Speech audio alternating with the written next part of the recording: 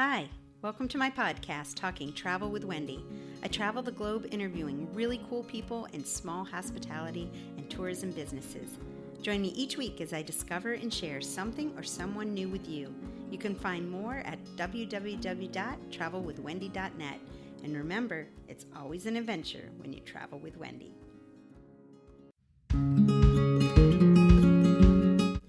My new friend Anna took me on a tour of the Oakville Indian Mounds in North Alabama. Enjoy this interview and introduction of Indian culture and life at this free, incredible, educational, historical resource in Lawrence County, Alabama. Thank you so much for joining us here today. I am here with Anna Mullican at the Alabama Indian Mounds in Oakville Indian Mounds. Oakville Indian Mounds, okay. There we go.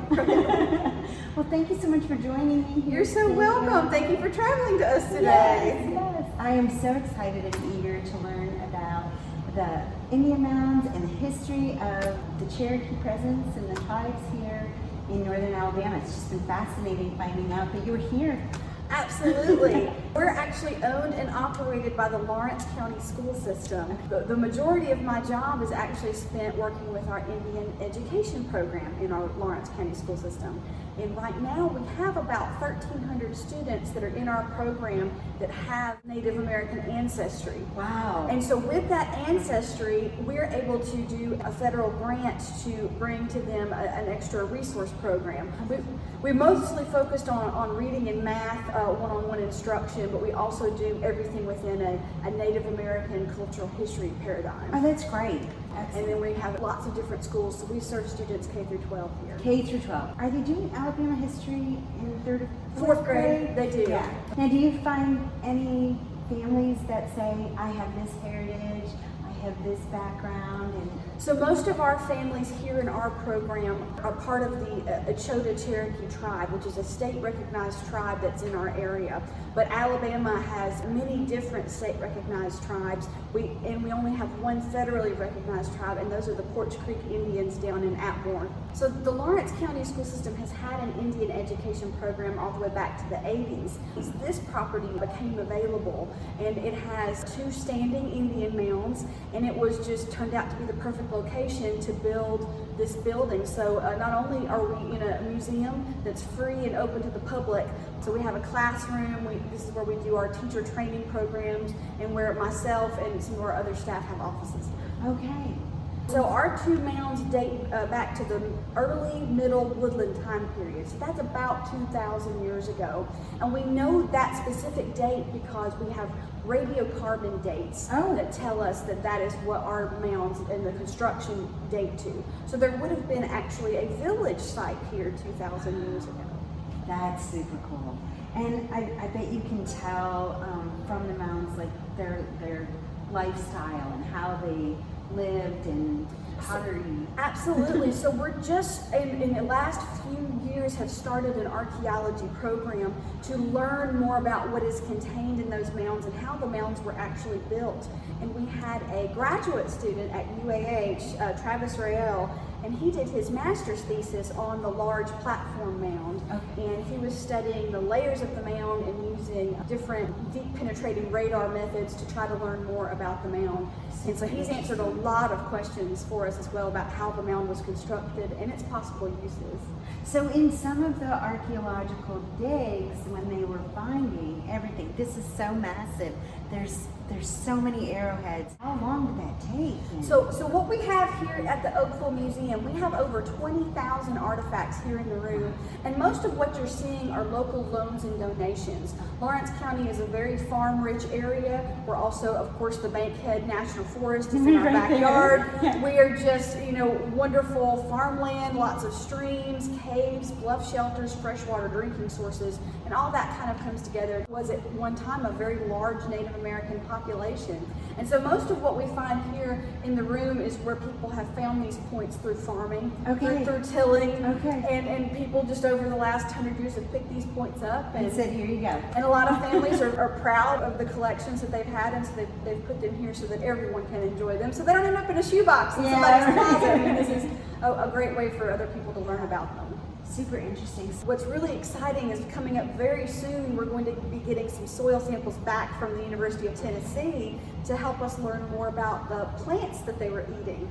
And so we were able to send them some soil samples from the different layers of Travis's excavation, and we'll find out exactly what they were eating. Here at Oakville, our mounds and our village dated to a time period before those tribes would have broken apart into different historic tribes. So since this was a prehistoric site, so we have celebrated that. And then the population boundaries between the tribes, in this area of Alabama was kind of a blurred area, and the populations would kind of push back and forth. And so our area of the territory was kind of occupied by a few different tribes at different times. And then here on site at Oakville, because we have the lake, it's actually a freshwater spring, and that's what would have been drawing all of these different native peoples here to this site. Sure. It would have been this perfect drinking water. In 1924 is the first real written academic record that we have of the site. Amateur archaeologists, really, from Smithsonian now, but it would have been American Bureau of Ethnology, had a survey in this area, and they came through. They did not end up doing any excavations here that we can find in any notes or any evidence of, but Gerard Falk made sure to write down that there were 5 Indian mounds here at Oakville.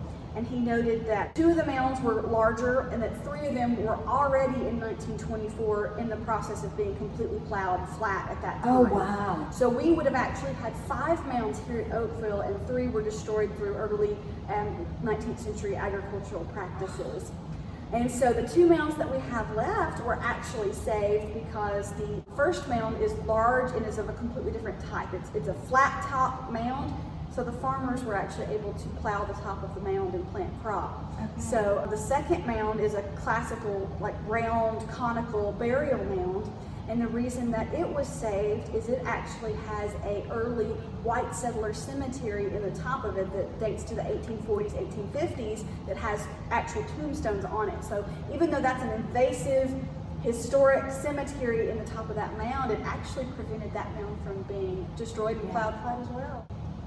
There's a myth about the town of Oakville sinking into the swamp. Wow. And it's so funny. I've actually read some older newspaper stories about it, but there is this myth of this being a very large town and it's sinking in the swamp.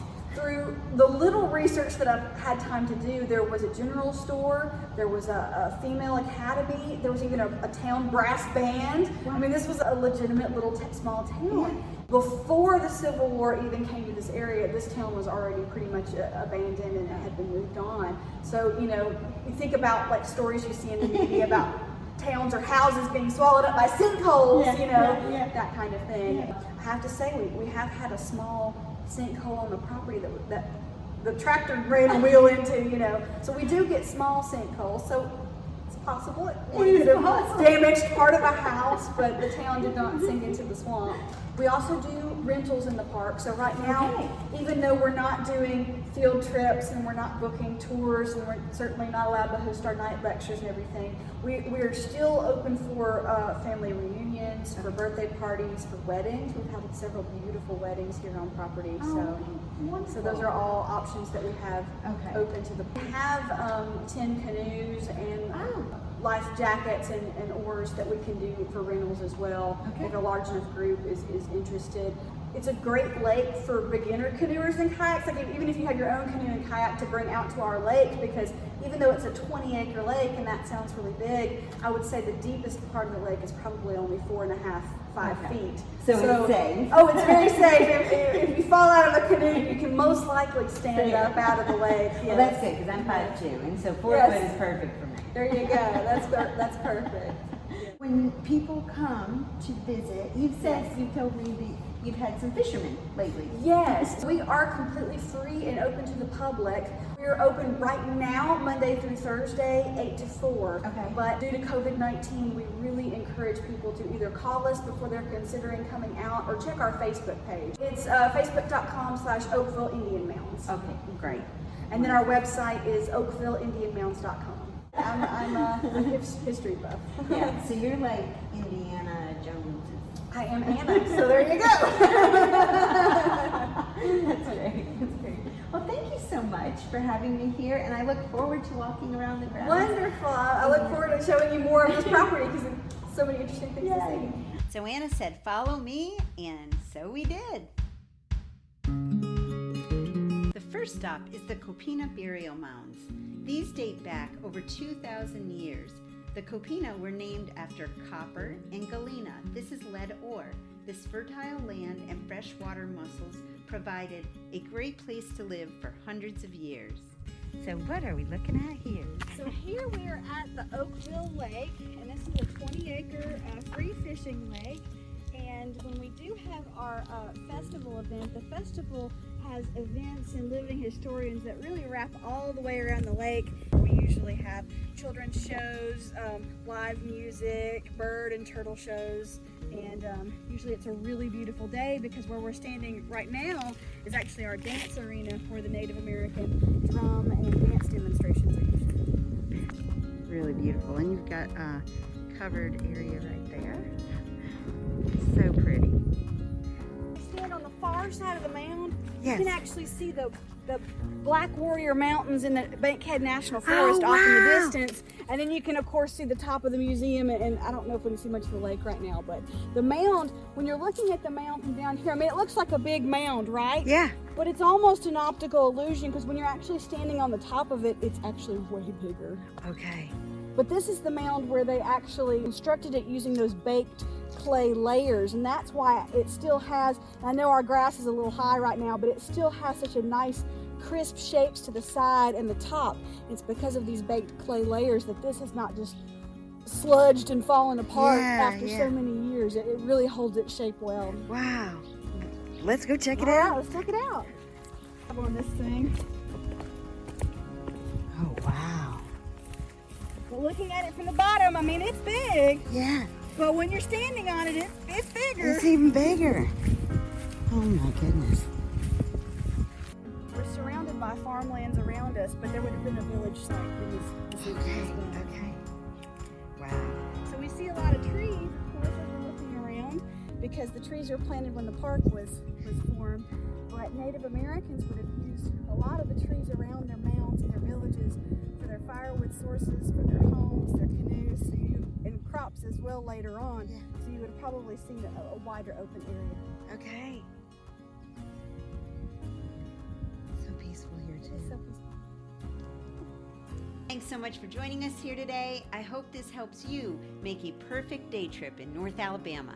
I have much more content on my website, travelwithwendy.net, and you can also support this channel by becoming a Patreon patron. The links are below. Remember, it's always an adventure when you travel with Wendy.